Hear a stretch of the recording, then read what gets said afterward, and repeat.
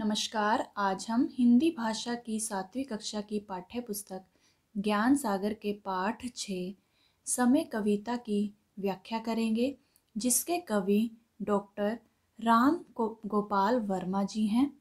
इस कविता में कवि ने समय के महत्व के विषय में बताया है कि हमें अपना हर कार्य समय पर करना चाहिए, क्योंकि समय कभी भी किसी के लिए नहीं रुकता है और हमें समय के अनुसार ही चलना होगा, ना कि समय हमारे अनुसार चलेगा। इसलिए हमें अपना प्रत्येक कार्य समय के अनुसार पूरा कर लेना चाहिए। तो आइए इस कविता की व्याख्या शुरू करते हैं। अगर वीडियो आपको अच्छा लगे तो कमेंट करके ज़रूर बताइएगा। कितना भी प्रयत्न करो पर समय नहीं रुकता है, भीषण आंधी तूफान आगे समय नहीं झुकता है। इन पंक्तियों के माध्यम से कवि बताना चाहते हैं कि हम चाहे कितना भी प्रयत्न कर लें, हम कितनी भी कोशिश कर लें, लेकिन समय किसी के लिए भी नहीं रुकता है।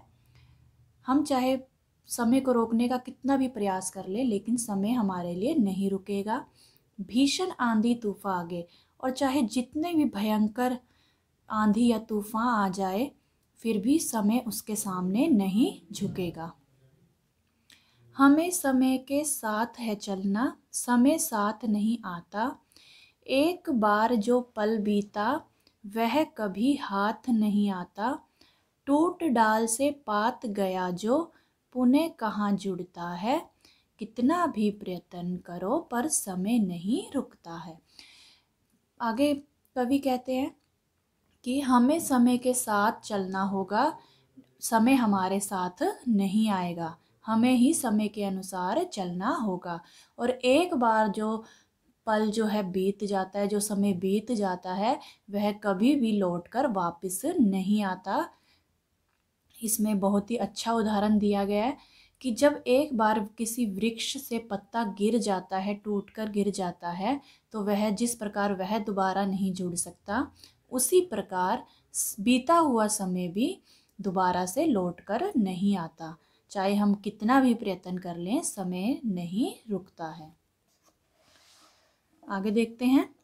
समय सदा बलवान रहा, हर कोई समय से हारा। जिसका समय से कदम मिला, रहा समय उसी का प्यारा। समय से पहले जो सोचे, जीवन में वही उठता है। कितना भी प्रयत्न करो पर समय नहीं रुकता है। आगे कवि कहते हैं कि समय जो है सदा ही हमेशा ही बलशाली रहा है, ताकतवर रहा है, बलवान रहा है। और चाहे कोई कितना भी बड़ा व्यक्ति क्यों ना हो, वह हर कोई जो है समय के आगे हार मान लेता है, यदि वह समय के अनुसार नहीं चलता। और जो व्यक्ति समय के साथ कदम से कदम मिलाकर चलता है, अर्थात अपना हर कार्य समय पर पूरा करता है, समय उसी का प्यारा होता है।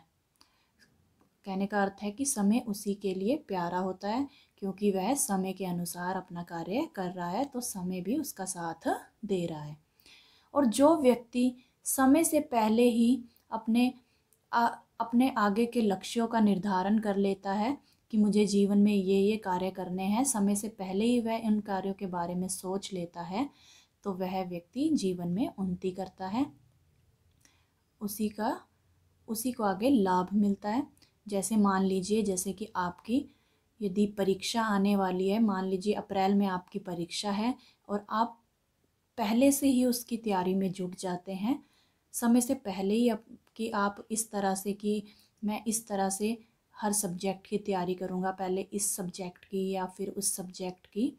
तो जो आप अपना टाइम टेबल बनाते हैं समय के अनुसार कि मैं इस समय में, इतने समय में ये सब्जेक्ट पढ़ूंगा, इतने समय में ये सब्जेक्ट करूँगा, तो आपने मतलब पहले ही अपने परीक्षा आने से पहले ही आपने उसके बारे में सोच लिया है, तो आपको अवश्य सफलता मिलेगी, आपकी परीक्षा में आपको अवश्य सफलता मिलेगी। और कितना भी हम चाहे प्रयत्न कर लें, कितनी भी कोशिश कर लें, समय हमारे लिए नहीं रुकेगा, किसी के लिए भी नहीं रुकेगा। इतिहास सिखाता हमें समझना, समय सिखाता चलना। जीवन हमको सिखलाता है कभी न दिशा बदलना, समय के दरिया में बहना, जीवन एक मुक्ता है, कितना भी प्रयत्न करो समय नहीं रुकता है। आगे कवि कहते हैं कि आप इतिहास के पन्नों को पलट कर देख लें, इतिहास को देख लें। इतिहास जो है हमें क्या सिखाता है कि हमें क्या शिक्षा मिल रही है, हमें इतिहास से हम क्या सीख रहे हैं। जैसे कि अगर हमने पहले देखा रावण और राम के बारे में हमने पढ़ा है, अगर हम राम के अनुसार चलते हैं, राम जी के नक्शे कदम पर चलते हैं तो हमें सफलता मिलेगी, लेकिन अगर हम रावण के नक्शे कदम पर चलेंगे तो हमें क्या मिलेगा, हमें उसका बुरा परिणाम भुगतना पड़ेगा, जैसे कि रावण को भुगतना पड़ा था। और समय सिखाता चलना, और समय हमें क्या सिखाता है, हमें चलना सिखाता है कि हमें कैसे चलना है, समय के अनुसार कैसे किसी भी चीज़ को सीखना है या उसके अनुसार हमें चलना है। जीवन हमको सिखलाता है कभी न दिशा बदलना, और हमारा जो जीवन है वह हमें सिखलाता है कि हमें, यदि हमने अपना कोई लक्ष्य निर्धारित कर लिया है तो हमें अपनी उस दिशा को, उस लक्ष्य को पाने के लिए जो हम दिशा अपना रहे हैं, हमें उसे कभी भी बदलना नहीं है। जैसे कि आपका लक्ष्य है पढ़ना, तो आप अगर पढ़ाई की जगह इधर उधर की बातों में ध्यान दोगे तो आपका जो लक्ष्य है वो कभी भी पूरा नहीं होगा। इसलिए कहा गया है कि हमें दिशा नहीं बदलनी चाहिए, हमें अपने लक्ष्य को पाने के लिए समय के अनुसार चलते जाना चाहिए। समय के दरिया में बहना, जीवन एक मुक्ता है। और समय क्या है, एक दरिया के समान है जिसमें बहकर ही हम अपने जीवन के एक मोती को पा सकते हैं। कहने का अर्थ है कि समय क्या है, एक दरिया है, और उस दरिया में है हमें बह जाना है, और समय के अनुसार चलते हुए ही हम अपने जीवन के लक्ष्य को प्राप्त कर सकते हैं। और हम कितनी भी कोशिश कर लें, हम समय को नहीं रोक सकते, समय किसी के लिए नहीं रुकता। आगे देखते हैं। साथ समय के वर्षा आती, समय से गर्मी छाए, आता समय शीत है लाता, बसंत समय पर आए, समय इशारा जब करता, तब ऋतु चक्र मुड़ता है, कितना भी प्रयत्न करो पर समय नहीं रुकता है। आगे कवि कहते हैं कि समय के अनुसार ही वर्षा आती है, समय के अनुसार ही गर्मी आती है, और समय के अनुसार ही शीत ऋतु यानी कि सर्दी की ऋतु आती है, और बसंत की ऋतु भी अपने समय पर ही आती है। कहने का अर्थ यह है कि जो ये ऋतु चक्र चलता रहता है, सर्दी, गर्मी, बारिश का मौसम और बसंत का मौसम, तो कहने का अर्थ ये है कि ये जो ऋतु चक्र चलता रहता है ये समय के अनुसार ही चलता है। अपने समय पर ही गर्मी आएगी, समय के अनुसार ही सर्दी का मौसम आएगा, और समय पर ही बसंत ऋतु आएगी, और समय के अनुसार ही वर्षा ऋतु आएगी। तो ये ऋतु चक्र जो है वो चलता रहता है, और समय किसी के लिए भी, चाहे हम कितनी भी कोशिश कर लें, किसी के लिए नहीं रुकता है। कितने योद्धा हुए धरा पर, समय ने सबको मारा, समय निगल गया तूफानों को, समय बना अंगारा, समय के आगे ब्रह्मांड में नहीं तूफान उठता है, कितना भी प्रयत्न करो पर समय नहीं रुकता है। आगे कवि कहते हैं कि इस धरती पर कितने ही योद्धा हुए हैं, बहुत ही वीर योद्धा थे इस धरती पर, लेकिन समय के आगे सभी मात खा जाते हैं, अर्थात समय ने सभी को मार गिराया है, क्योंकि कोई भी अमर नहीं है, चाहे वह कितना भी वीर क्यों ना हो, लेकिन उसका समय आने पर उसे इस पृथ्वी से जाना ही होगा।